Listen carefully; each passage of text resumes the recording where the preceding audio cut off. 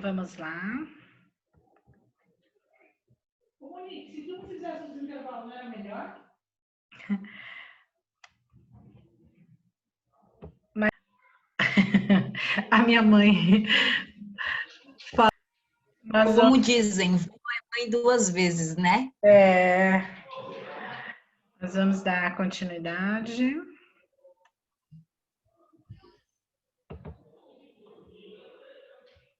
Eu estou tentando achar aqui. Pronto. Então, digestão, né? Digestão é a transformação dos alimentos em substâncias assimiláveis, realizadas pelo aparelho digestório, por meio de dois tipos de processos, né? O mecânico e o químico. Qual seria o mecânico?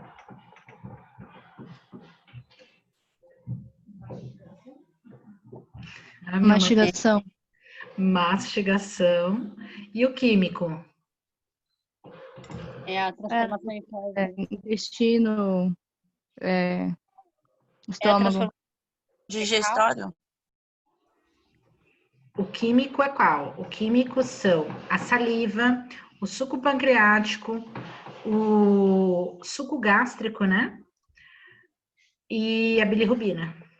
Então, eles são responsáveis por ajudar na digestão dos alimentos. Então, o químico é o que? É saliva? Saliva, suco gástrico, suco pancreático e bilirrubina.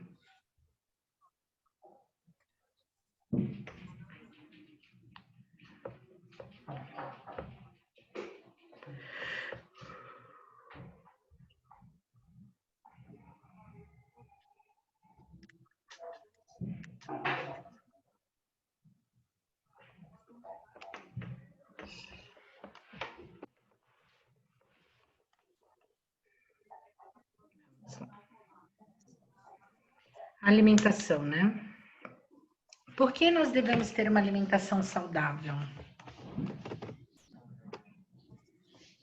Aqui a gente tem o anjinho, né? Que é com a alimentação saudável, e o diabinho com um monte de tentação, né? O que acontece? Quando a gente come carboidratos, todos os carboidratos que a gente come, eles se transformam em glicose, tá? E essa glicose em excesso, ela acaba dificultando todos os processos do corpo. Então, se lembra que a gente falou sobre pé diabético, não chegamos a falar? Não. É tanta sala, gente, mas tudo bem. O que acontece? Por que acontece o famoso pé diabético? Alguém já ouviu essa expressão, pé diabético?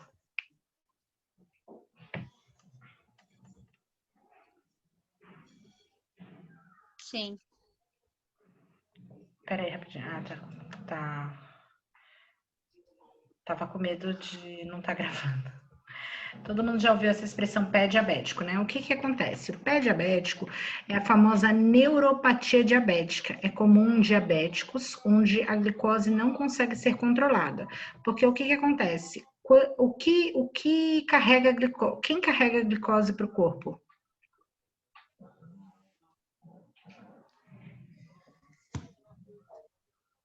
Quem carrega o oxigênio no nosso corpo? Vocês sabem? Vocês já tiveram essa parte em anatomia? As artérias. Veias, né? Artéria. É a troca gasosa, artéria e veia. Isso, mas quem carrega o oxigênio? Quem leva por todo o corpo é a artéria. E a veia retira o sangue sem oxigênio, né? Com rico em CO2. Então, a artéria leva com oxigênio. Mas quem carrega o oxigênio? O oxigênio fica livre no sangue, boiando. As hemácias, tá? As hemácias, elas são responsáveis por carregar esse oxigênio. Só que quando nós temos um excesso e quem carrega também as hemácias, quem carrega a glicose, também é as hemácias para todo o corpo. Quando nós temos um excesso de glicose circulante no nosso sangue, nós temos, como que eu posso dizer? Nós perdemos a sensibilidade das extremidades, entendeu? E isso que acontece com uma pessoa diabética quando ela está com a diabetes descompensada, quando ela está totalmente alterada. Então, isso diminui a perfusão de oxigênio nos locais. Então, ai, professora, não vou mais comer aquele meu chocolatinho que eu como depois do almoço. Não, é uma quantidade em excesso, tá? Então, a gente não está falando de um chocolate, de uma trufa que você come ao longo do dia. A gente está falando numa alimentação totalmente desregulada e rica em carboidrato, porque a quebra do carboidrato vai se transformar em glicose, tá? Quebra do carboidrato vai se transformar em glicose. E a diferença que nós temos são os alimentos que eles também são ricos em glicose, porque a frutose é um tipo de glicose, tá? Só que a diferença é que ele tem fibras e outros nutrientes. E essas fibras, ai, mas professora, me falaram que comer arroz integral é melhor do que comer arroz branco. Realmente é melhor. Vocês sabem por quê? O nosso corpo, ele demora mais para digerir os alimentos integrais. Então, eles podem conter a mesma quantidade de carboidrato, mas a diferença é que ele vai ser liberado aos poucos no nosso organismo. Por quê? O corpo vai precisar de mais tempo de digestão. Já viram aqueles arroz com casquinha? Parece comida de cavalo. É um arroz que ele vem com casquinha, uma fortuna, vende no mercado. Da Mãe Terra, sabe? Já ouviram falar dessa marca? Então, o que acontece? Esses tipos de alimentos, que eles contêm mais fibras, ou eles são mais integrais, menos processados, o corpo ele pode ter a mesma quantidade de caloria, de carboidrato que o outro. Na verdade, caloria não.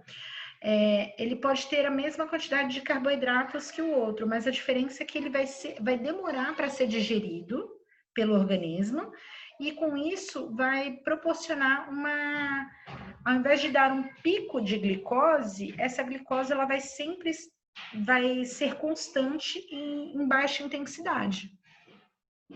Então, por isso nós devemos... Professora. Oi, pode falar. Então, por exemplo, que nem meu pai, que é diabético, ele não pode estar comendo nada de carboidrato, que pode alterar mais ainda? Sim, ele pode comer carboidrato, contanto que eles sejam integrais, porque justamente isso, por exemplo, se ele comer arroz branco, o que vai acontecer? Um pico gigantesco na glicose. Se der 1 hora depois que ele comer, você for verificar a glicose dele, vai dar altíssima. Por quê? Porque ele fez o consumo de um alimento de carboidrato pobre em nutrientes. Pobre em nutrientes.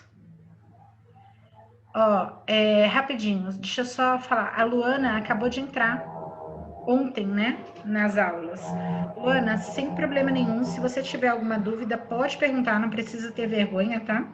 Essas meninas aqui, elas tomam a aula, Daniela, a Fran, a Mel, a Luana, mas pode falar também, não precisa ter vergonha, tá? Às vezes a Marjorie dá um palpite, né? Mas de vez em quando a Maria Eduarda também, né? Mas pode falar, não precisa ter vergonha não, tá? Se tiver alguma dúvida, eu vou passar aqui meu e-mail.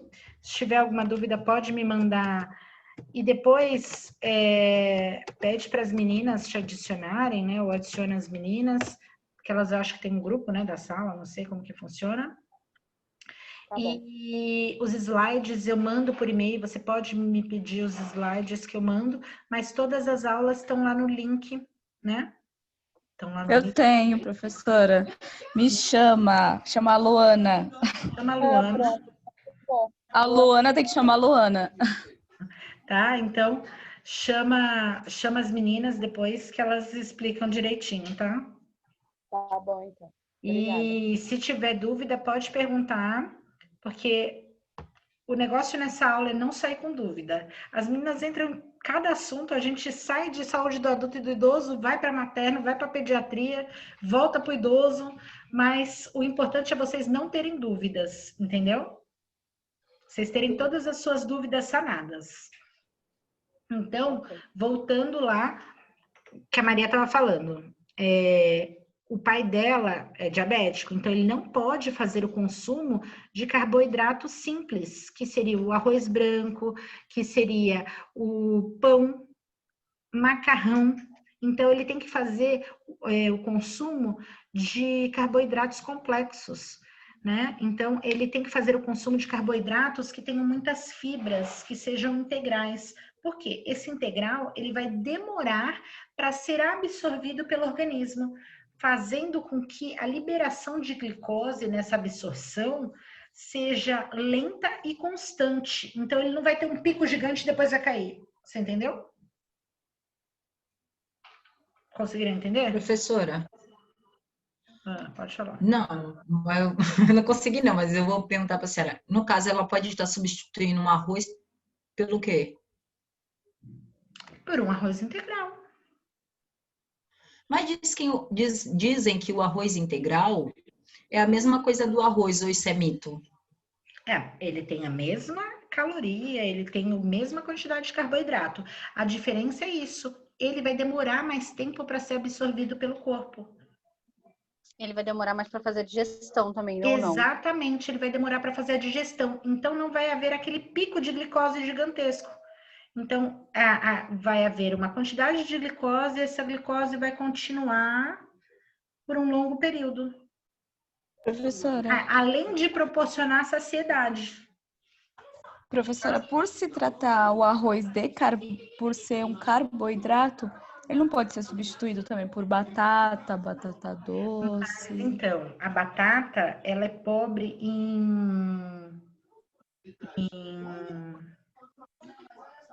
ela é... Como que é o nome daquilo, gente? Um carboidrato pobre. Então, porque a minha nutricionista...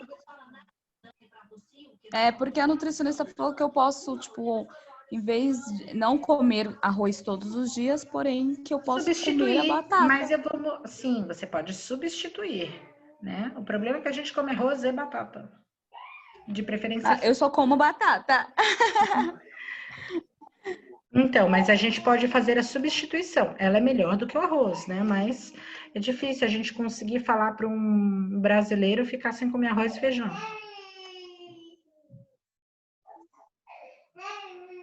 Mas, professora... Feijão minha mãe não deixa. Por exemplo, diz... Por exemplo, se eu, vamos lá, paro de comer... Eu tenho uma amiga minha que ela estava bem acima do peso e ela resolveu tirar o arroz e o pão. Ela tirou, exatamente, ela tirou. E o que aconteceu? Ela perdeu 19 quilos. Eita, que delícia. Sem brincadeira. Só com caminhada. E tirando o arroz e o pão. Será que não prejudica? Porque assim, falam que não pode também tirar totalmente, a gente pode substituir. Provavelmente ela continua fazendo consumo de carboidrato, mas ela consome outros tipos de carboidrato, tu entendeu? Então a gente vai vir aqui. Então, peraí, eu só vou pular uma parte aqui, só para a gente ver a cadeia de carboidratos. Eita peste, cadê a cadeia de carboidrato? Aqui.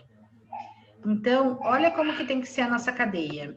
Então, quando a gente substitui, né? Substitui o arroz, né? A gente pode fazer o consumo. Então, a gente tem vários tubérculos que a gente pode fazer o consumo. Então, a maioria dos tubérculos, elas são ricos em carboidrato. Então, quando a gente consome Pera aí, rapidinho. Um minutinho. Ô, mãe.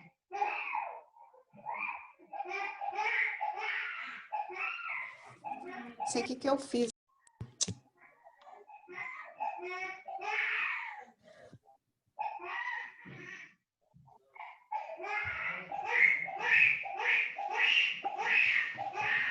Desculpa, gente. Então, vamos lá. Professora, a senhora não acha melhor pegar ele? Aqui, Que a senhora deu aula de manhã? Tadinho, tão bonitinho. então, o que que acontece? Então, ela deve ter feito a substituição. Ela fez a substituição do arroz e do pão por outros tipos de alimento, que também são ricos por exemplo, em carboidratos, em cereais. Talvez ela tenha feito o consumo de outros tipos de cereais no lugar do arroz, entendeu? Talvez ela tenha substituído. O que que acontece? Os tubérculos, as raízes, né? Elas são, então, batata, mandioca, arroz, qualquer tipo de arroz, ele entra nesse quesito, né? Os pães que são derivados dessas farinhas, né? Macarrão. Então, tudo isso acaba sendo os carboidratos, né? Então, assim, para a gente conseguir ter um bom desenvolvimento, a gente tem que fazer o consumo desse carboidrato, tá? Mas ela pode ter feito uma substituição. Então, isso que deve ter acontecido com ela. Então, a nossa cadeia de alimentação, ela deve ser essa. Deve ser feita dessa forma, tá? Prof, tirar uma dúvida. No caso, a mãe da minha companheira, ela tem diabetes, né? E aí, o que acontece? Ela não sabe ler. E aí, tem família, mas a família, tipo, que não tá nem aí, né? Cuida. Aí ela tava tomando, a única que cuida mora aqui comigo, só que ela mora em Alagoas, em Maragogi, então não tem como, né? Aí, o que acontece? Ela recebeu uma notícia hoje, falando que a mãe dela estava tomando insulina, como que é? Vencida, desde março. Isso prejudica ela em alguma coisa? Prejudica que, assim, os medicamentos, quando eles estão vencidos, eles não vão fazer o efeito, né? Então, essa diabetes dela pode estar totalmente descompensada por causa disso, entendeu? Então, o ideal é ela tá indo no posto de saúde e o posto de saúde tentar sinalizar para ela algumas coisas, né, para facilitar todo o acompanhamento dela, né? E Então, aí quando a gente fala em cuidar do paciente, principalmente do paciente idoso, a gente tem que ter algo muito importante que foi falado muito ano passado. O nome é literácia em saúde. Quando a gente usa literácia em saúde, a gente faz o quê? A gente tem que falar mediante o que o paciente consegue entender. Então, não adianta eu falar para ele em termos técnicos, sendo que ele não vai me entender. Então, eu tenho que utilizar a linguagem do paciente. Por exemplo, o paciente não sabe ler, mas ele sabe reconhecer números. Então, colocar números, olha, o paciente não sabe, o paciente ele não, ou então ele nem reconhece números. Então, o que que a gente faz? Ele tem que tomar de manhã e de noite. A gente pega a caixa do remédio e faz um sol e uma lua. Então, que ele tem que tomar de manhã e à noite, porque isso ele sabe. Então, são coisas que a gente tem que usar a linguagem do paciente. E nós, como profissionais, nós temos essa responsabilidade quanto a isso e quanto à orientação mediante o vencimento, mediante tudo isso. Porque se eu sei que aquele paciente não sabe ler, eu não posso dar um remédio que vence mês que vem. Entendeu? Então, ela ficou sabendo, quando ela ficou sabendo, ela ficou indignada, né? Porque todo dia ela fala com a mãe dela. Aí a mãe dela mandou uma foto do pé dela, né? E, tipo, tá começando a dar ferida. Aí ela pegou, ligou, chamou todo mundo que estava lá, né? Inclusive tem duas que tá fazendo enfermagem. Aí ela pegou e falou assim, isso é um absurdo, né? Falou lá para ela e já mandou chamar um médico, pagou um médico, uma consulta para o médico ir lá na casa dela. Aí o médico fez o exame lá, mandou fazer exame, fez tudo, sei que parece que gastou R$300 de remédio para poder estar melhorando o pé dela. Não sei se dá pra senhora Sim, ver, ó. Ah, tá bem feio, né? Tá Tá. diminuindo a vascularização. Se lembra que eu falei para vocês que a hemácia ela leva o oxigênio e ela leva também a glicose. Quando tem um excesso de glicose, ela não consegue transportar muito oxigênio. E aí, nas extremidades, falta esse oxigênio. Por isso que fica com perda da coloração, perde a sensibilidade e aumenta a chance de provocar lesões, entendeu? Então, é isso que acontece. O nosso preocupação com uma glicose descompensada, uma diabetes, né, descompensada, é justamente esse, tá? Então, a gente tem que tomar extremo cuidado. E é muito importante manter uma alimentação balanceada e regular, tá? Então, dando continuidade no slide, né? A mesma coisa que nós temos quando a gente quer que o carro funcione bem, o carro ou a moto, a gente coloca o quê? A melhor gasolina, né? A gente vai lá e fala, eu quero a V-Power. Eu quero pagar 5,60 o litro, né? Então, e a mesma coisa tem que ser com o nosso corpo. O nosso corpo ele é uma máquina. E aí, se a gente alimenta essa máquina com produtos ruins, consequentemente, ela vai dar mais problema. Se a gente alimenta com produtos bons, dificilmente vai dar problema. A mesma coisa tem que ser o nosso pensamento. Então, os nossos hábitos, eles têm que modificar e a gente evitar o consumo de produtos industrializados. Nossa, professora, você fala muito isso. Por quê? Produtos industrializados têm uma grande quantidade de sódio. Não só de sódio, mas de vários outros componentes, né? Mas o sódio principalmente. E esse sódio, ele vai favorecer a várias outras complicações, como, por exemplo, um edema, uma retenção de líquido. Por quê? Se lembra que a gente cantou uma musiquinha onde o sódio vai, a água vai atrás? A mesma coisa. Se eu consumo muito sódio, eu tomo água, essa água não consegue sair de mim. Entendeu? Então, se eu parar de consumir esse sódio, eu consigo liberar essa água. Então, a gente tem Obrigada, viu, professora?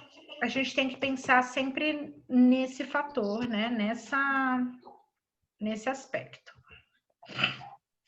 O que são nutrientes, né? São estruturas que estão nos alimentos, por isso essenciais para o organismo funcionar.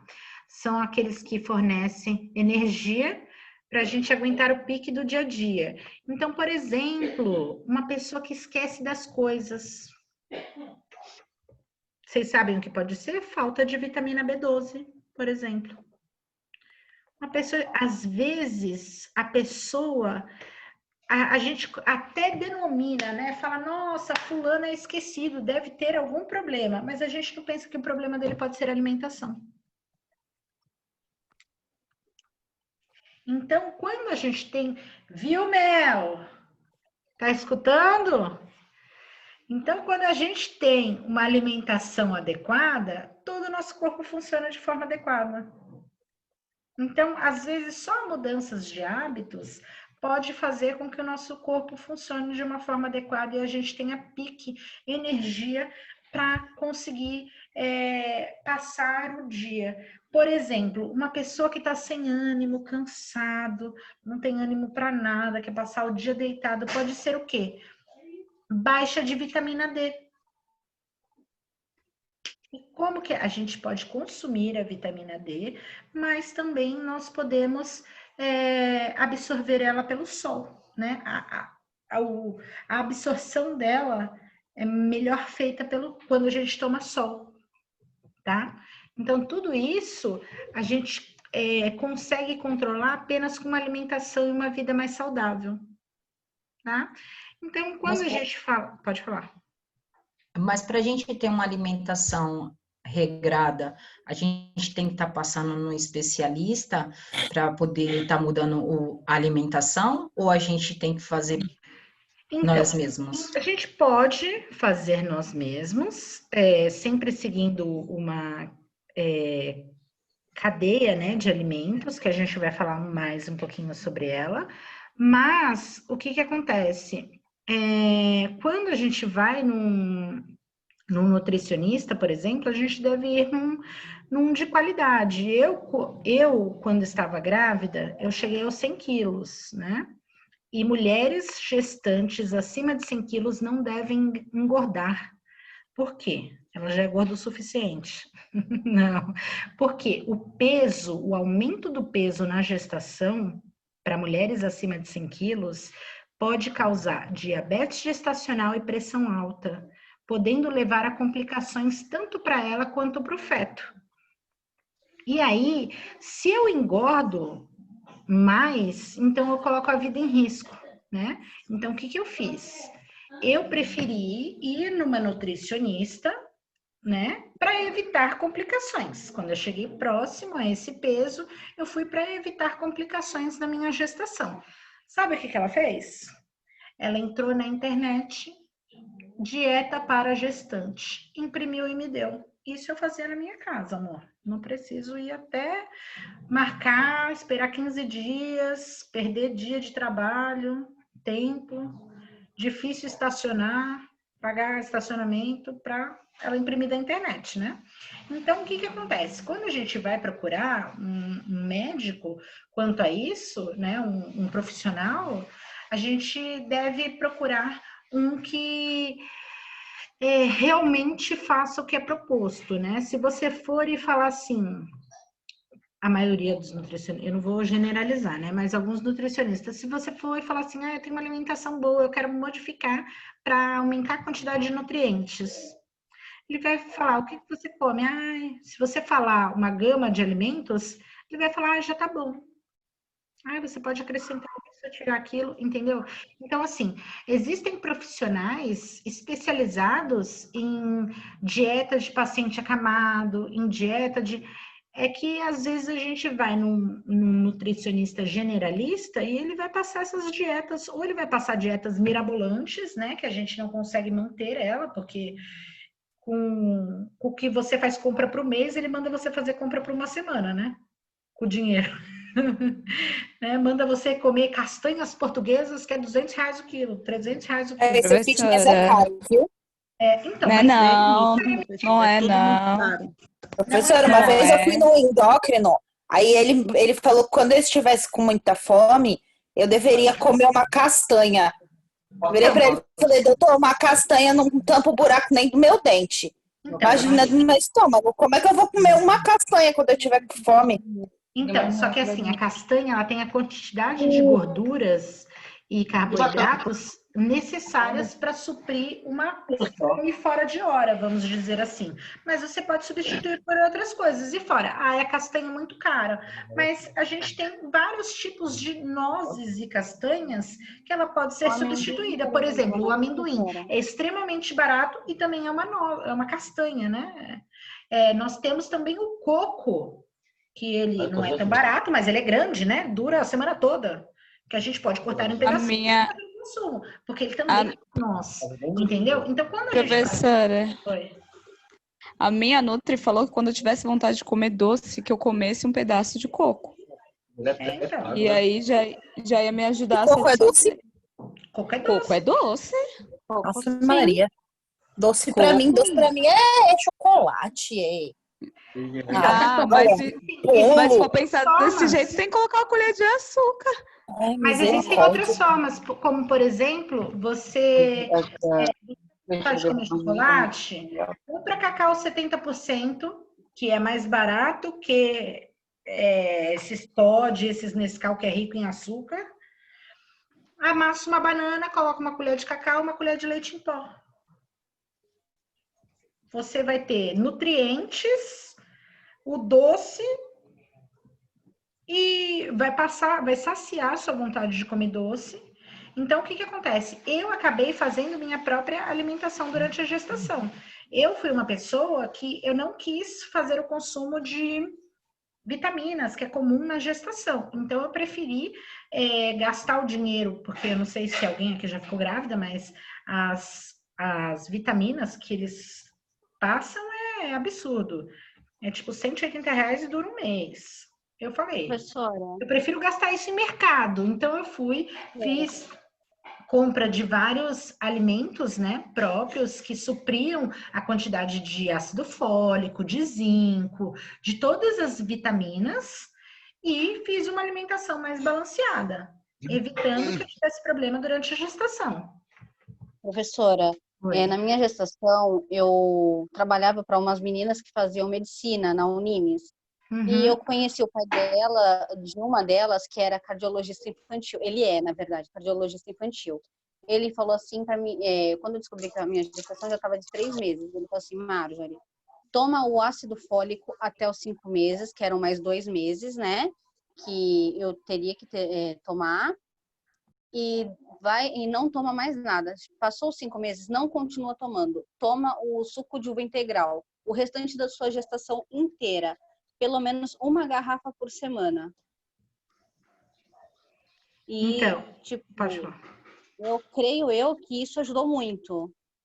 Porque tem ferro, né? Então, o que que acontece? Como você fez o consumo o ácido fólico, ele é indicado até os primeiros 3 meses. Por quê? Até 12 semanas. Porque ele auxilia no processo na formação do tubo neural. Depois disso, o bebê ele já está formado, mas provavelmente ele fez esse consumo um pouco mais excessivo, porque o bebê ele nasce com uma reserva de ácido fólico. Não, sim, só que eu já descobri, minha gestação já estava com 3 meses. Então, assim, esse ácido fólico não seria para a formação do tubo neural. Ele seria apenas para fazer uma reserva, porque o que que acontece? O bebê ele nasce com uma reserva de ferro para ele até ele como que é o nome? Até ele conseguir se alimentar por boca, tá? Então, mães desnutridas vão ter bebê com deficiência de ácido fólico. Entendi. Aqui é uma contaminação que teve, entendeu? Peraí, deixa eu... Tá aqui. Professora, Oi, pode falar. deixa eu falar uma pergunta para a senhora. A senhora conhece aquele famoso chá que tá todo mundo tomando? SB? Não? Não conheço. Geralmente esses chás são laxativos, né? Então, Doutora, eu comprei ele. Disse que ele é muito bom para ir no banheiro. Eu vou ver se é mesmo. Olha, pra mim funcionou, viu? Eu que já sou solta, misericórdia. Então, disse que emagrece, você vai no banheiro, quem tem intestino preso. Ele tem vários... Mas a maioria desses, o que que a gente tem que tomar cuidado? Porque a maioria desse consumo desses tipos de alimento, eles são laxativos. E aí você pode prejudicar o processo de absorção dos nutrientes. Então, a gente tem que tomar cuidado no consumo desse tipo de alimento. Entendeu? Então, a gente tem a divisão dos alimentos, né? Então, os alimentos verdes, eles contêm antioxidante, reforça a visão e são ricos em potássio, vitamina C e K e ácido fólico, né? O ácido fólico, ele está presente em alimentos folhosos. Então, agrião, espinafre, couve, rúcula. Então, todos os alimentos verdes folhosos, eles são ricos em ácido fólico, vitamina C, vitamina K e potássio. Os alimentos laranja, eles são ricos em vitamina C e beta-caroteno e ajudam a manter a coloração da pele. Vocês já ouviram falar, toma suco de laranja e vai para a praia, ou depois de voltar para a praia, ou toma suco de laranja, toma suco de cenoura, come cenoura, toma suco de cenoura. Por quê? Porque esses alimentos laranjas, eles ajudam a fixar a coloração da pele. Então, eles mantêm um brilho, uma viçosidade e aquela cor tropical, vamos dizer assim. Professora, a senhora já ouviu falar daquele chá de Sena? Sim, é um chá laxativo, né? Então, ele, vamos dizer, ele é prejudicial. Ai, meu Deus, não sei falar essa palavra. O pessoal toma esses chás laxativos para emagrecer, mas eles vão perder cocô. E quando eles perdem cocô, o que as pessoas têm que entender? O que a gente tem que fazer para emagrecer? Atividade física e mudança de hábito. Então, para emagrecer é mudança de hábito. Mas todo mundo quer receita milagrosa, né? Todo mundo quer que venha uma fada e fale, Tim, você pesa 50 quilos e veste 38. A Seria gente quer tão bom. resultado rápido. A gente não quer esperar. E esses chás, eles são extremamente laxativos. O único problema deles, para quem tem prisão de ventre, ok. Mas o problema deles é que a gente não consegue absorver todos os nutrientes. E aí a gente, com déficit de nutrientes, a gente vai ter problemas em outras partes do nosso corpo. Entendeu? Então, o consumo deles pode ser feito, mas não com excesso e não com intuito para emagrecer. Porque a única coisa que você vai fazer é acelerar o processo de digestão. Quando você acelera, por exemplo, não adianta eu comer um hambúrguer e tomar o chá de sene. Entendeu? Eu tenho que mudar meus hábitos. Se eu quero emagrecer, eu não tenho que usar o chá de sene para emagrecer. Eu tenho que fazer a mudança dos meus hábitos para que eu consiga ter esse emagrecimento. E mesmo utilizando esses chás laxativos, eu não vou absorver os nutrientes. E aí, com isso, eu vou gerar outras complicações. Então, é aquele negócio, eu posso emagrecer? Posso emagrecer, mas eu vou emagrecer de forma não saudável. Professora, Pode falar. esses chás, eles podem influenciar na pressão arterial? Esses chás, eles podem influenciar na pressão arterial, você diz do quê? De baixar a pressão ou aumentar a pressão? Geralmente, pode falar. Pode falar. No caso, baixar. Isso, eles baixam pelo fator simples, básico e qualquer pessoa consegue pensar. A gente diminui a quantidade de líquido no corpo. Então, vamos lá. Ó, só para a gente concluir isso, porque tem 2 minutos de água. O nosso corpo é 75% água. Se eu tomo um negócio que não para nada no meu corpo, eu tiro todo o líquido do meu corpo. E aí, eu não estou emagrecendo, eu estou retirando líquido. E aí, automaticamente, eu diminuindo o líquido, eu diminuo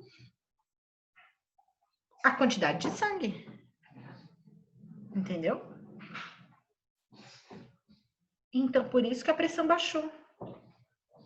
Só que ela não baixou de forma saudável. Como que a gente muda? Se lembra que a gente falou que a diabetes e a pressão alta a gente pode controlar com exercício físico e alimentação? Se a pessoa fizer mudanças de hábitos, ela consegue modificar. Então, o problema é a gente colocar na nossa cabeça e conseguir orientar outras pessoas quanto a isso. Professora, existem pessoas que tomam remédio diurético para emagrecer, mas ela só está perdendo líquido. E aí elas deixam então, pessoas remédio diurético e volta ao mesmo peso. Para quem tem problema de pressão, ai meu Deus, falei errado. Para quem tem prisão de ventre, é bom também comer ameixa, né?